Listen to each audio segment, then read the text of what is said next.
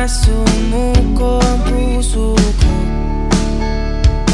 sa paulit-ulit na pagkakataon na nasaktan na bigo.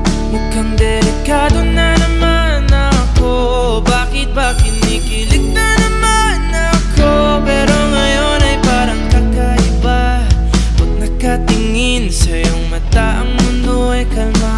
Ngayong andyan ka na, di magmamadali. Ko lang ang katabi hanggang saan ko okay pumuti. Di na maghanap ng kung anong sagot sa mga tanong, dahil ikaw ang katiyakan ko.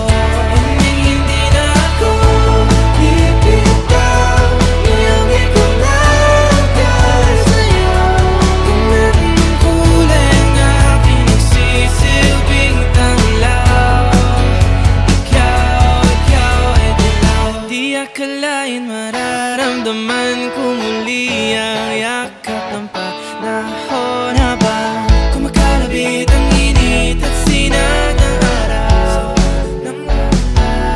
Mukhang di naman delikado, kasi parang umingiti na naman ako. Kaya ngayon di na ako mangangamba kahit anong sabihin nila. Ngayong andyan ka na, di magmamadali. Ko na ang katabi hanggang saan ko okay pumuti. Di na maghanap ng kung anong sagot sa mga tanong, dahil ikaw ang katiyakan ko. Hindi na ako bibitaw, iuwi ko lang dahil sa'yo. Kung meron ng kulay ang aking nagsisilbing tanglaw, ikaw ay dilaw.